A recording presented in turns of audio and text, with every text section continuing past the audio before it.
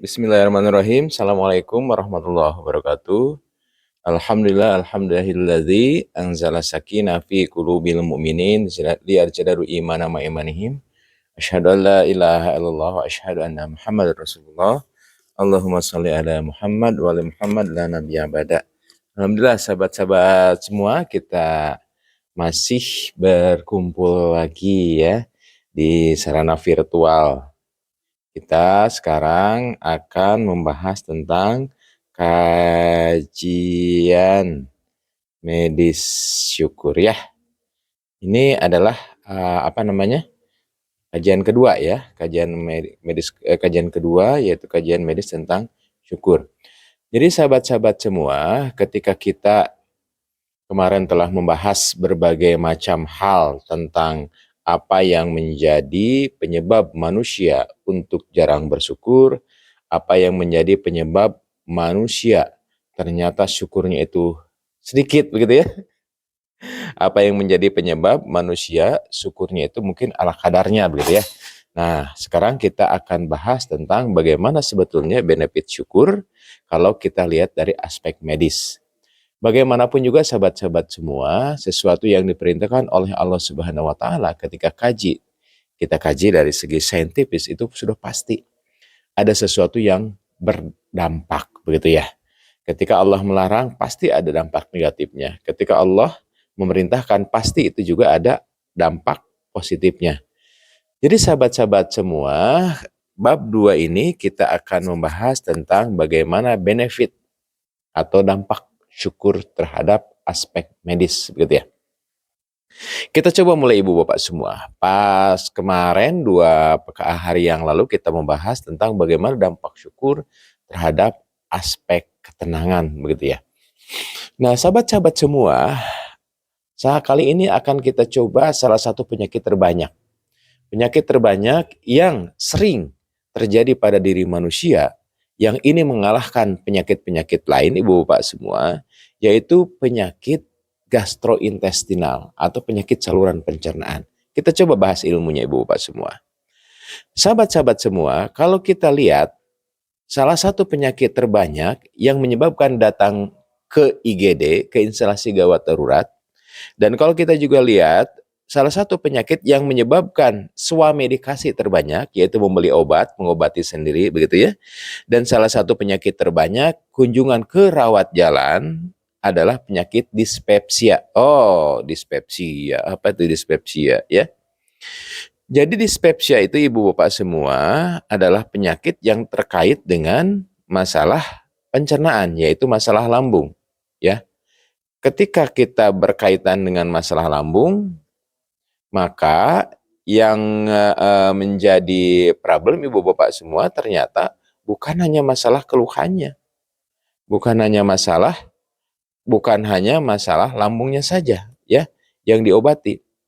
Tetapi kalau kita perhatikan sahabat-sahabat semua, ternyata yang menjadi problematika dari permasalahan lambung itu bukan hanya makanan yang pedas ternyata. Ya. Ternyata ini juga berkaitan dengan aspek lain. Jadi kalau boleh saya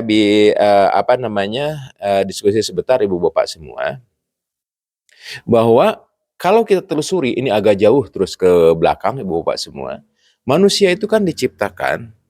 Punten teman-teman, suaranya gimana? Mantap. Yang di YouTube bisa? Yang di YouTube. Oke, suara bisa punten ya. Kalau yang di TikTok suaranya gimana teman-teman semua? Ada rajin? Jelas suaranya punten? Jelas, alhamdulillah. Kita lanjut.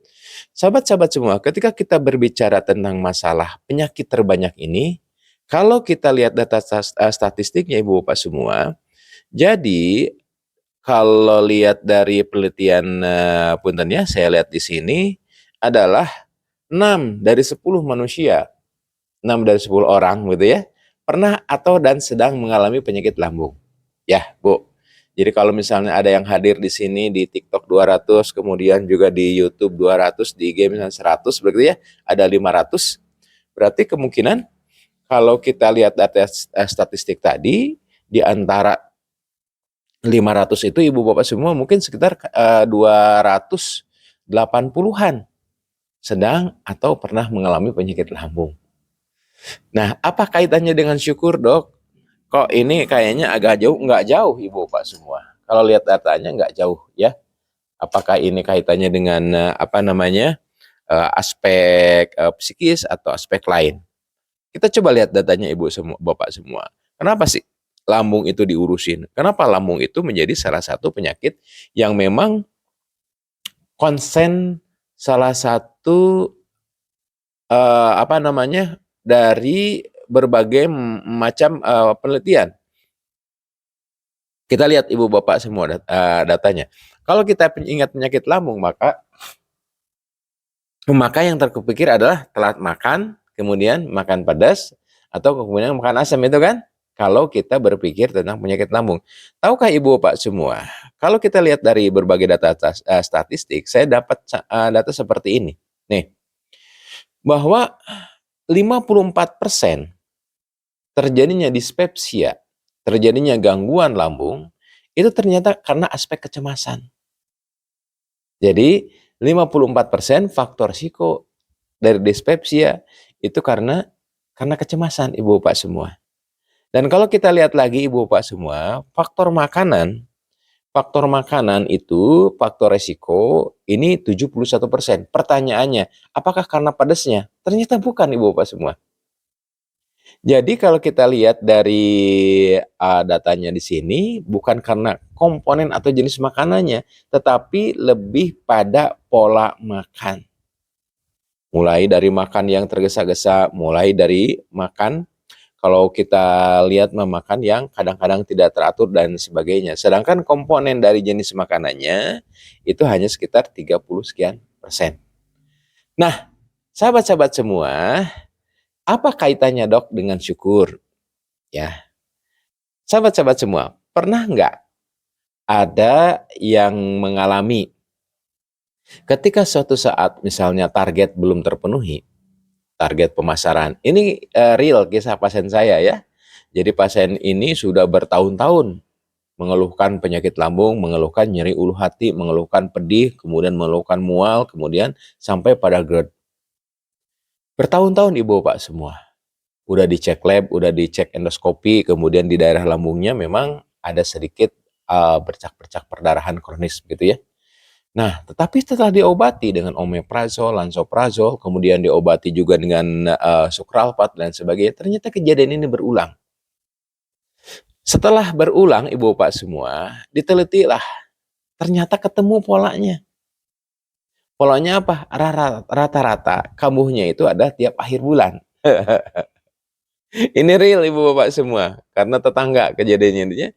Rata-rata itu kambuhnya tiap akhir bulan. Ketika ditelusuri, kenapa ini tiang kambuhnya tiap akhir bulan? Beliau adalah seorang pegawai dari sebuah bank BUMN, ya. Ternyata tiap akhir bulan itu adalah katanya tutup buku, tiap akhir bulan adalah evaluasi. Evaluasi terhadap bagaimana pencapaian dari target. Nah, sahabat-sahabat semua, pertanyaannya, apakah pencapaian dari target itu akan masuk ke lambung? Apakah pencapaian target itu akan masuk ke usus? Secara fisik kan enggak. Tapi kenapa ini terjadi? Tapi kenapa ini kejadiannya berulang? Demikian juga Ibu Bapak semua, ketika misalnya pada profesi lain, profesi yang rentan misalnya terhadap adanya stres, cemas, dan depresi, ini juga angka kejadian penyakit lambung meningkat. Nah, kita akan coba Ibu Bapak semua bahas kejadian ini dari dua sisi.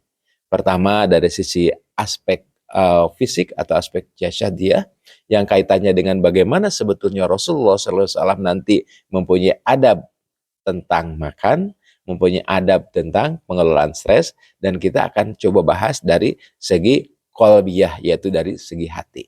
Baik, Ibu Bapak semua, ternyata kalau kita lihat 3 penyebab dari tingginya penyakit ini, yaitu stres, cemas, dan depresi, itu semua berawal dari mana? Asal muasal dari mana? Asal muasalnya Ibu Bapak semua, kalau kita telusuri adalah ketidaksesuaian apa yang diinginkan dengan apa yang terjadi. Jadi sahabat-sahabat semua, ketika terjadi ketidaksesuaian antara keinginan dan apa yang terjadi, ini adalah salah satu faktor pemicu terjadinya pengeluaran asam lambung. Kenapa asam lambung keluar dengan hal ini? Karena di sana itu ada yang disebut dengan HPA axis, HPA axis antara hipotalamus, kemudian pituitary, kemudian dia akan memberikan isyarat kemana? Ke ginjal. Untuk apa? Mengeluarkan hormon-hormon stres. Nah, jadi kalau kita telusuri, Ibu Bapak semua, ternyata angka kecemasan, stres, dan depresi itu sangat berkaitan dengan aspek fisik, gitu ya. Nah, sekarang bagaimana cara mengelola? Ada dua aspek Ibu Bapak semua. Yang pertama adalah dari aspek fisik. Apa aspek fisik itu, Dok? Nah, kita coba Ibu Bapak semua. Ada yang disebut dengan adab makan yang disampaikan oleh Rasulullah SAW. Kalau kita lihat secara medis, Ibu Bapak semua, adab makan ini ternyata sangat berkaitan dan berkorelasi dengan apa? Dengan sehat dan tidaknya lambung. Kita lihat Ibu Bapak semua. Rasulullah SAW bersabda, sikap makan pelan-pelan itu dari Allah dan sikap tergesa-gesa itu dari setan. Nah, ada sebuah penelitian Ibu Bapak semua. Ini di sebuah penelitian meta-analisis. Jadi penelitian yang meneliti dari berbagai macam jurnal, kemudian dirangkum sama peneliti itu, dan ketemulah faktanya. Sebentar. Nah, ini penelitiannya Ibu Bapak semua. Di mana kalau kita lihat dari penelitian ini, nah saya lihatkan ya. Kalau kita lihat dari penelitian ini, Bapak-bapak semua, adalah eating too fast, jadi makan terlalu cepat. Ini mempunyai dampak. Ini penelitian dilakukan di China, Ibu Bapak semua. Ini terhadap kurang lebih 100 sekian jurnal, ya, jumlahnya saya lupa lagi. Dikumpulkanlah jurnal-jurnal yang meliti tentang tata cara makan, dikumpulkan. Apakah makannya misalnya terlalu cepat, apakah makannya misalnya makanan ringan, ataukah makanannya makanan terlalu asin, atau makannya terlalu asam, atau makanan misalnya yang terlalu manis, dikumpulkan. Pokoknya kaitannya dengan makan dan berhubungan dengan masalah keluhan lambung, diteliti, dikumpulkan. Nah, hasil kesimpulannya Ibu Bapak semua, ternyata yang menyebabkan reflux atau yang menyebabkan baliknya lagi dari isi lambung kemudian juga ke tenggorokan, yang menyebabkan faktor terbanyak terjadinya reflux kemudian menyebabkan salah satunya adalah GERD. Faktor terbanyak acid reflux adalah eating too fast, makan terlalu cepat Ibu Bapak semua. Kalau kita lihat Ibu Bapak semua, ini dari jurnal ini, yang kedua adalah penyebabnya adalah irregular meal time. Jadi makan yang tidak teratur. Kemudian yang ketiga adalah di sini, punten, eating, sebentar, ini kok nggak kebaca. Yang ketiga adalah kaitannya dengan makan terlalu manis. Jadi sahabat-sahabat semua, ketika kita berbicara tentang bagaimana reflux esophagus, terjadi pembalikan lagi makanan yang masuk dari dalam lambung ke luar ke esophagus. Ternyata ini berkaitan dengan adab makan.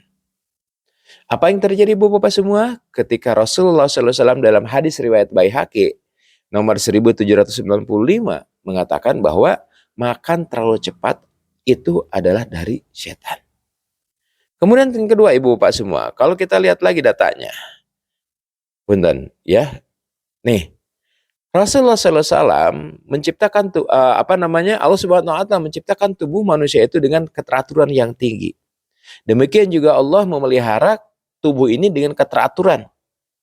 Apakah teratur denyut jantung, denyut napas, dan lain sebagainya. Maka ketidakteraturan itu bisa menyebabkan masalah. Nah, kalau kita lihat dari adab makan Rasulullah SAW adalah irregular meal time. Jadi makan yang tidak diatur, kadang siang, kadang malam, kadang jam 7, kadang jam 11, kadang jam 10. Ini juga menjadi salah satu penyebab dari timbulnya penyakit lambung. Itu aja dulu ya. Nah, kemudian yang terakhir Ibu Bapak semua, dari adab makan Rasulullah apa? Yaitu makanlah ketika kita itu lapar dan berhentilah kita sebelum kenyang. Oke, itu dari aspek fisik. Sekarang Ibu Bapak semua, dari aspek ruhiyah, dari aspek qalbiyah. Apa kaitannya, Dok? Nah, kita telah sampaikan Ibu Bapak semua, jadi salah satu penyebab dari terjadinya serangan lambung atau terjadinya dari dispepsia 51% ternyata dari aspek psikis, aspek hati. Apa itu yang menjadi penyebab? Stres, cemas, dan depresi. Nah, sahabat-sahabat semua, kita coba gunakan pisau analisis yang kemarin tentang syukur. Sahabat MG Pagi semua, sahabat-sahabat semua, ketika kita berbicara tentang syukur, maka dampak yang luar biasa diantaranya adalah faktor ketenangan. Bagaimana nggak tenang Ibu Bapak semua? Ketika misalnya target belum tercapai, selain ada aspek evaluasi, selain ada aspek muhasabah, selain ada aspek untuk memperbaiki, ada apa? Ada syukur di dalamnya kan? Kita lihat kemarin, bahwa jangan gagal fokus terhadap hanya targetnya aja, kalau itu udah kecapai. Tapi kalau misalnya belum tercapai, berarti ada faktor ikhtiar yang terbaik. Ya, jadi jangan sampai menyalahartikan bahwa ketika misalnya kita nggak tercapai target, syukur betul. Tetapi ada aspek lain, yaitu aspek ikhtiar. Ikhtiar tetap adalah ikhtiar terbaik sebagai salah satu bentuk amanah. Bapak Ibu semua ya. Nah, ikhtiar terbaik itu kita lakukan, kemudian kita lakukan evaluasi. Untuk capaiannya sudah terjadi, maka pasti ada syukur di dalamnya. Kemudian ketika juga ada evaluasi, pasti ada unsur syukur di dalamnya. Jadi Ibu Bapak semua, kemarin kita contohkan, ketika anak ternyata tidak lolos pada pilihan pertama, maka apakah ada kekecewaan? Iya. Apakah ada stres? Iya. Apakah mungkin depresi? Mungkin. Tetapi kalau kita pikirkan, pasti ada unsur syukur di dalamnya. Kalau kita satu tidak gagal fokus, tidak hanya fokus pada yang gagalnya saja. Yang kedua, kalau kita tidak salah membandingkan, ada dua unsur besar yang menyebabkan syukur itu bisa lebih tinggi dosisnya. Kita coba bandingkan. Sahabat-sahabat semua, ketika seseorang misalnya anak kemarin itu tidak lulus di pilihan pertama, kalau hanya kita membandingkan, oh si Anu mah lulus tuh deh, rankingnya lebih rendah daripada kamu, tapi kok lulus di pilihan pertama seperti yang kamu inginkan. Si Anu kok tidak masuk eligible, tapi kok lulus di pilihan pertama. Andai kata kita berpikir itu, maka siap-siap saja untuk kecewa. Siap untuk stres, sedih, dan mungkin keadaan depresi. Tapi ketika kita berpikir Ibu Bapak semua, dengan membandingkan yang benar, ya, betapa banyak orang yang tidak diterima di pilihan 1, 2, 3 sekalipun. Ya, betapa banyak. Sehingga pada saat ini mungkin sedang berlomba-lomba atau mencari-cari bagaimana masuk ujian mandiri ke perguruan tinggi negeri. Dia masuk ke pilihan kedua. Andai kata kita membandingkan dengan benar, Dek, tuh, orang mungkin pada saat ini sedang bingung, mencari-cari bagaimana pendaftaran untuk ujian mandiri. Mencari-cari bagaimana tiap perguruan tinggi ternyata ujiannya berbeda-beda. Tiap perguruan tinggi ternyata jadwalnya itu kadang-kadang itu bersamaan. Sehingga sulit untuk mengikuti dua-duanya tes di perguruan tinggi tersebut. Kamu alhamdulillah sudah ditakdirkan lulus. Jadi peristiwa sama Ibu Bapak semua menyikapi berbeda, ternyata hasilnya itu beda banget. Jadi ketika misalnya hasilnya sama, dia tidak lulus di pilihan pertama, tetapi menyikapinya berbeda dengan cara perbandingan yang berbeda dan tidak gagal fokus, maka ada syukur di dalamnya Ibu Bapak semua. Jadi sahabat-sahabat semua, pisau atau rumus yang kemarin yang 5 itu sebetulnya sangat mungkin kita gunakan dalam berbagai macam kejadian. Jadi apakah stresnya akan berkurang? Iya, pasti jauh berkurang Ibu Bapak semua. Tatkala kita membandingkan betapa banyaknya orang berlomba-lomba untuk mencari ujian mandiri begitu ya di perguruan tinggi negeri. Dia kan sudah dinyatakan lulus. Tatkala orang misalnya mencari berbagai macam perguruan tinggi swasta punten misalnya ya untuk agar bisa kuliah tahun ini. Dia kan sudah lulus. Andai kata tidak gagal fokus, andai kata dia tidak salah membandingkan, maka ada syukur yang ada di dalamnya. Dan ini kejadian, salah satunya pada kolega gitu ya. Kolega saya yang pertama kali dia daftar di salah satu perguruan swasta dan keterima gitu ya. Tapi ternyata ketika umur SBMPTN kemarin lulus. Tapi lulusnya di punten ya di salah satu fakultas. Padahal itu perguruan tinggi negeri, perguruan tinggi favorit, tapi karena pilihan yang kedua. Saya bilang, Bu Haji, betapa banyak orang yang menginginkan ke fakultas itu sebagai pilihan pertama. Kenapa? Ibunya adalah profesinya sama, bapaknya juga profesinya sama. Ya, dia juga punya klinik yang sama, begitu ya. Mengidam-idamkan pilihan yang menurut dia mengecewakan. Karena pilihan kedua. Padahal ternyata ibu bapak semua, pilihan kedua adalah harapan banyak dari orang tua yang mempunyai anaknya itu menggantikan dirinya sebagai salah satu profesinya di sana. Jadi ibu bapak semua, tatkala kita salah membandingkan dan gagal fokus, maka siap-siap untuk kecewa. Tapi ketika kita bisa mengkonversi bahwa dengan perbandingan yang benar, dengan kita tidak gagal fokus, ternyata ada syukur di dalamnya. Apakah stresnya menurun? Iya. Nah, apa kaitannya ibu bapak semua hal ini dengan penyakit lambung? Nah, ibu bapak semua, ada sebuah hormon, kalau kita perhatikan, yaitu hormon beta endorfin. Ketika dia dalam keadaan moodnya baik, maka produksinya itu meningkat. Ketika produksinya meningkat, maka moodnya baik. Ini kadang-kadang suka ketukar dua-duanya, Bu. Ya, tapi memang tidak terjadi. Ketika dia sedang tenang, ketika dia sedang senang, maka keluar tuh hormon beta endorfin. Dan ketika keluar beta endorfin, maka dia itu lebih tenang, lebih rileks, lebih santai, lebih bahagia. Dalam bahasa medisnya begitu ya. Nah, sahabat-sahabat semua, ternyata hormon ini berpengaruh terhadap apa? Terhadap regenerasi dan perbaikan sel. Jadi ketika terjadi kerusakan misalnya ada yang di lambung, terjadi kerusakan sel yang ada di pembuluh darah, terjadi kerusakan sel di komponen-komponen tubuh lain, ternyata dengan aspek pengeluaran hormon beta endorfin ini akan mengalami perbaikan. Mekanismenya macam-macam. Ada akan menarik yang disebut dengan matrik teloproteinase, kemudian ada yang menurunkan angka inflamasi kronis dan lain sebagainya. Tetapi kalau dari riset penelitian ibu bapak semua, orang yang lebih tenang ternyata mengeluarkan hormon endorfin lebih banyak. Orang yang mengeluarkan hormon endorfin lebih banyak ternyata keadaannya lebih tenang, dan endorfin itu berpengaruh terhadap regenerasi sel dan perbaikan sel. Dapat dibayangkan, kalau orangnya misalnya stres, cemas, dan depresi, orangnya seperti apa sih? Mungkin sakit-sakitan? Iya. Ada sebuah penyakit yang disebut dengan psikosomatis. Yang datangnya bukan dari makanan, yang datangnya bukan dari virus awalnya, yang datangnya bukan dari bakteri awalnya, tetapi dari mana? Dari aspek hati. Ketika stres, cemas, dan depresi, nafsu makan menurun, maka akan terjadi gangguan nutrisi. Ketika stres, cemas, dan depresi, maka terjadi gangguan tidur.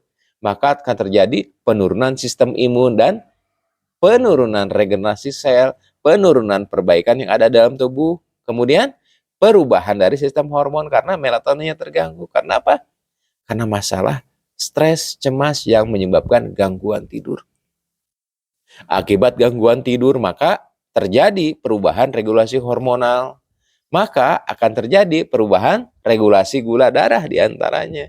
Maka orang yang gangguan tidur secara tidak langsung akan berpengaruh terhadap kadar gula darah. Demikian juga akan berpengaruh terhadap tingkat dari tekanan darah.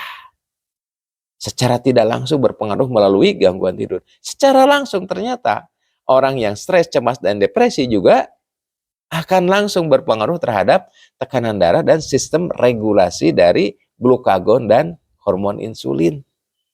Dan berpengaruh juga terhadap reseptor insulin.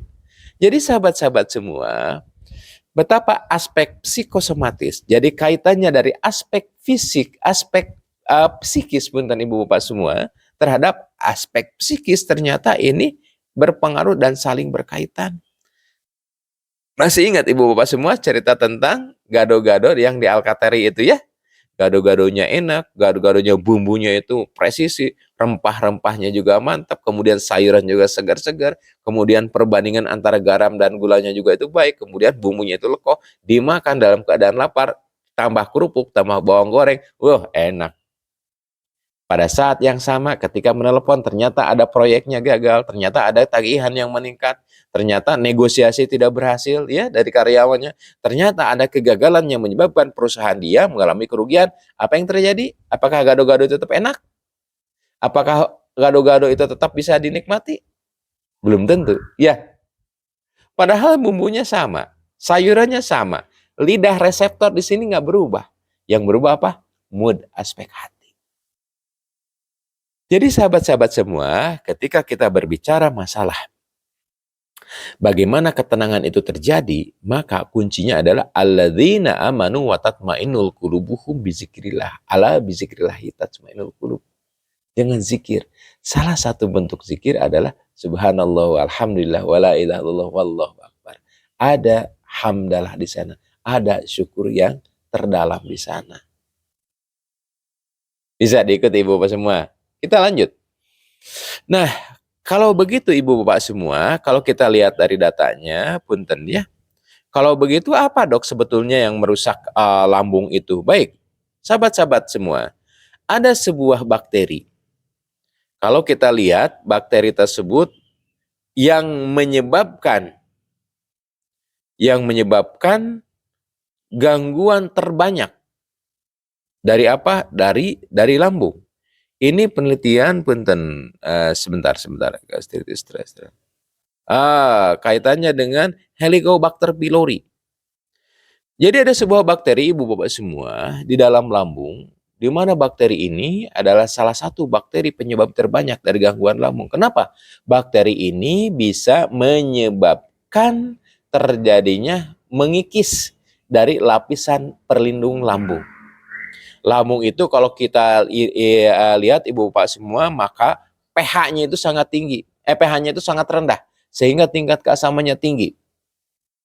Dan tingkat keasaman yang tinggi Ibu Bapak semua, itu bisa merusak dinding lambungnya sendiri. Tapi qadarullah, dinding lambung itu mempunyai pelindung, yang disebut dengan lapisan mukos, lapisan lendir. Nah, lapisan lendir yang berfungsi melindungi lambung itu dari asamnya, bisa dirusak dengan satu jenis bakteri yang disebut dengan Helicobacter bakteri.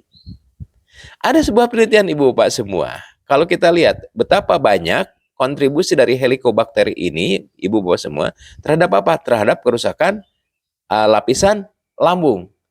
Lapisan pelindung lambung Ibu Bapak semua. Sehingga kalau lapisan ini rusak, maka lambung itu menjadi pelindungnya itu tipis.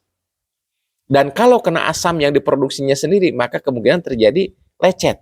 Lecet kemudian lama-lama menjadi luka. Luka lama-lama menjadi bolong gitu ya. Yang disebut dengan ulkus, peptik, dan perforasi gaster. Nah, kalau kita lihat Ibu Bapak semua, ternyata Helicobacter pylori ini, Ibu Bapak, adalah salah satu penyebab terbesar dari kerusakan pelindung lambung. Ada satu fakta yang menarik Ibu Bapak semua. Punten ya. Ibu Bapak bisa baca sebuah penelitian, Bu. Jadi penelitian ini memang penelitian lama, penelitian tahun 2014 yang disebutkan dengan yang diteliti oleh Susan Levenstein, kemudian juga Stephen Rosenstock dan Rike Kart Jacobsen. Yang dilakukan penelitian ini, Bapak semua, tahun 2014. Ya, penelitian ini berjudul Psychological Stress Increase Risk Factor of Peptic Ulcer, ya. Kemudian dibandingkan dengan Helicobacter pylori infection, ya, dan hasilnya ternyata Ibu Bapak semua dibandingkan lagi dengan apa? Dengan penggunaan obat-obat anti nyeri yang menyebabkan kerusakan pada lambung. Hasilnya Ibu Bapak semua, nih ini di PubMed di NCBI jurnalnya, salah satu jurnal memang terkemuka di dunia kedokteran. Hasilnya begini Bu. Prospective study. Jadi studi prospektif yang diikuti terus begitu ya. Jadi bukan bukan retrospektif, jadi bukan penelitian yang melihat masa lalu, tapi penelitian ketika dia misalnya ada yang mengkonsumsi obat NSAID, kemudian dia juga yang mengalami stres, kemudian diteliti terus ke depan. Ya, kemudian ayam mengalami infeksi dari Helicobacter pylori, diteliti terus ke depan. Hasilnya ibu bapak semua, nih hasilnya. Stres, kemudian juga stres psikis. Jadi yang sering galau begitu ya. Ternyata dampaknya itu adalah setara atau sebanding dengan kerusakan yang terjadi akibat Helicobacter pylori. Jadi di sini stres psikis mempunyai dampak terhadap kerusakan lambung itu hampir sama kerusakan yang ditimbulkannya dengan infeksi dari Helicobacter pylori. Coba, penyebab terbanyak dari infeksi dari lambung adalah Helicobacter. Helicobacter itu adalah satu bakteri, dia yang mempunyai sifat tahan terhadap asam lambung. Karena dia mempunyai enzim urease namanya, itu bisa mengurai. Nah, ini penyebab terbanyak. Dan ini salah satu penyebab ibu bapak semua yang sulit untuk diatasi. Dan kalau kita lihat, ternyata Helicobacter pylori juga mempunyai dampak terhadap apa? Terhadap peningkatan resiko kanker. Ya, CA gaster. Dan ternyata ibu bapak semua, kerusakan yang disebabkan oleh Helicobacter itu mempunyai kemiripan, mempunyai kesamaan kerusakan yang timbulkannya itu dengan psychological stress. Pantas kita katakan tadi dari data yang kita peroleh, 51% kerusakan lambung itu dari aspek psikis, aspek hati, stres, cemas, dan depresi.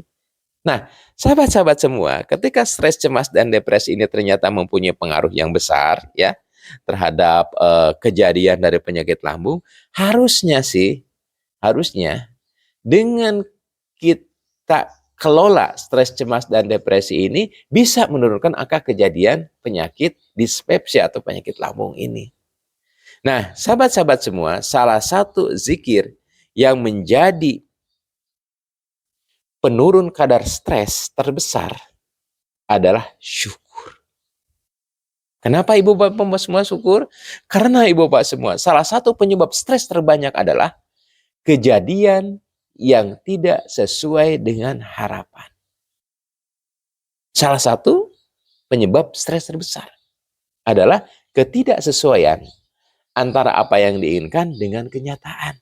Gap itulah yang menyebabkan adanya stres, cemas, dan depresi.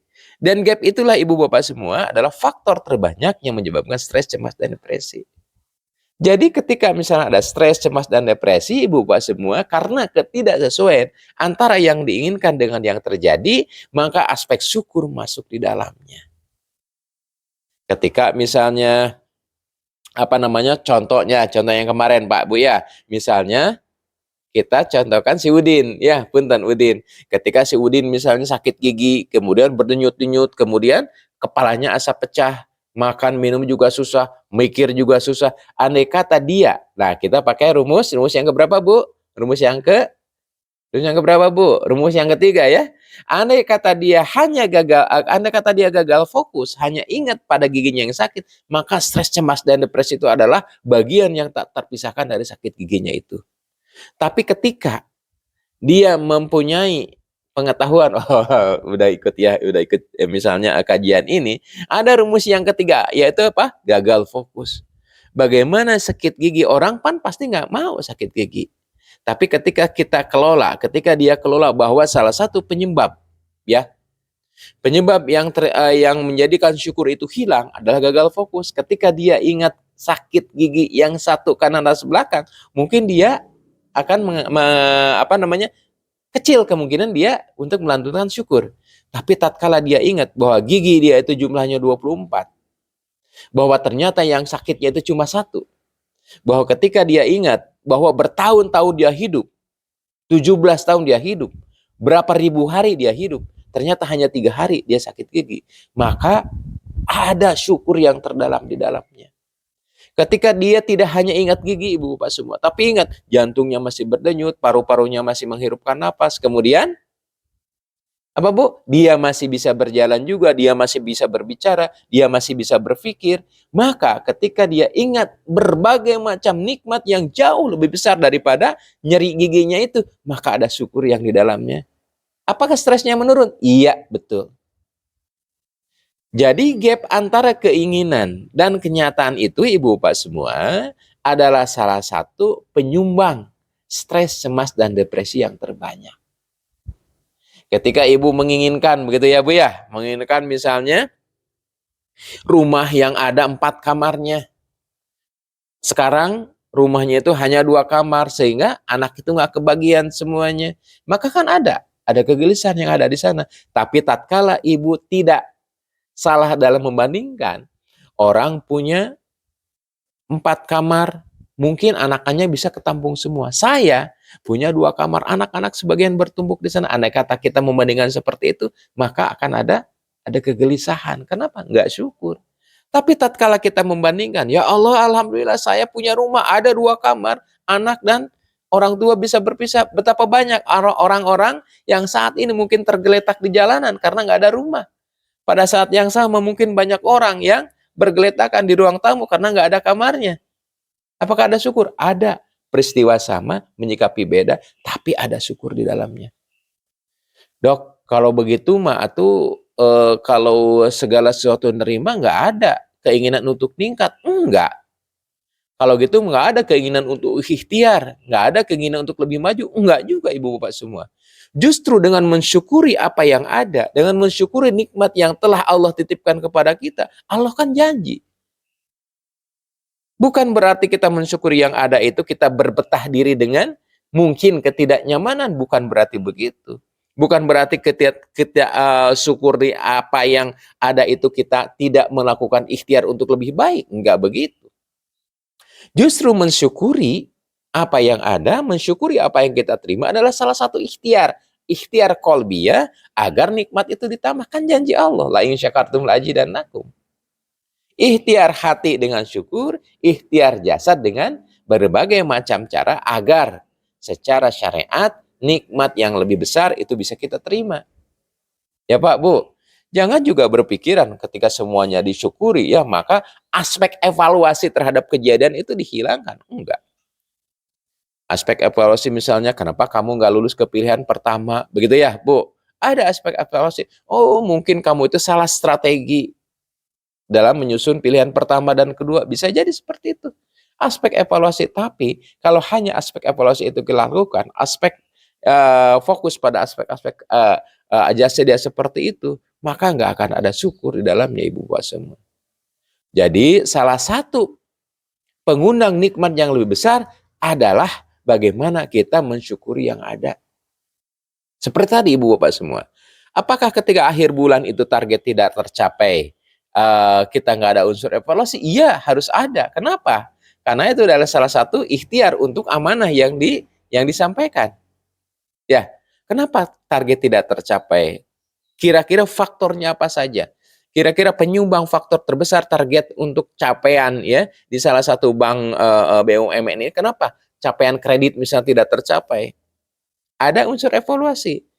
Andai kata hanya unsur evaluasi Ibu Bapak semua untuk meningkatkan target, maka ada satu unsur yang kurang. Unsur apa? Unsur syukur. Sepertinya ini mengada-ngada, tapi memang begitu janji Allah. Kita syukuri target yang sudah tercapai, kita evaluasi target yang ada supaya kita bisa lebih baik. Kita bisa lebih baik dengan metode yang baru, kita bisa lebih baik dengan program yang baru, tapi kita juga bisa lebih baik dengan mensyukuri apa yang sudah tercapai. Jadi sahabat-sahabat semua, betapa masalah aspek syukur ini juga berbanding dengan apa? Dengan aspek ketenangan dalam hati. Jadi sekali lagi sahabat-sahabat semua, ketika kita berhadapan dengan salah satu penyakit terbanyak, maka salah satu kuncinya adalah bagaimana kita meningkatkan ketenangan. Dan salah satu kunci dari peningkatan ketenangan adalah bagaimana kita meningkatkan rasa syukur. Kenapa? Karena stres terbanyak salah satunya adalah diundang dari ketidaksesuaian antara yang kita inginkan dan yang terjadi. Dan ketika ada gap itu Ibu Bapak semua, maka salah satu solusinya adalah 5 kunci yang kemarin kita bahas, yang kita rangkum. Yaitu 5 penyebab kenapa manusia jarang bersyukur. Ya Pak, Bu. Jadi semoga ibu bapak semua apa yang kita sampaikan pada pagi hari ini juga bisa menjadi salah satu solusi ya. Solusi bagaimana kita bisa menjadikan tubuh kita ini lebih sehat dan lebih baik. Insya Allah pada besok hari insya Allah kita akan coba bahas mengenai bagaimana aspek medis syukur dalam mengatasi insomnia atau gangguan tidur. Sahabat-sahabat semua, semoga bermanfaat. Semoga tayangan ini bisa menjadi salah satu penggugah bagi saya pribadi dan bagi kita semua agar kita menjadi abdan syakur. Yakinlah dengan syukur ternyata Allah akan menambahkan nikmat. Di antaranya adalah nikmat ketenangan. Di antaranya adalah nikmat sehatnya tubuh kita ini. Terima kasih Ibu Bapak semua yang ada di mana aja deh, yang di YouTube. Terima kasih ya. Semoga semuanya berkah, semoga semuanya sehat-sehat ya. Hatur nuhun yang ada di YouTube. Teman-teman yang ada di IG, punten, sehat-sehat semua ya. Teman-teman ada di TikTok, di mana aja? Cianjur, Makassar. Wah, mantap. Rajin nih teman-teman ada di TikTok. Masih istiqomah ya, teman-teman yang ada di Jombang. Ya, baik. Terima kasih teman-teman yang di Banten, Bekasi. Yang Garut mana kok nggak ada Garut? Kemarin banyak Garut. Ya, ada Solo juga, Kota Padang. Terima kasih ya. Semoga berkah. Assalamualaikum warahmatullahi wabarakatuh.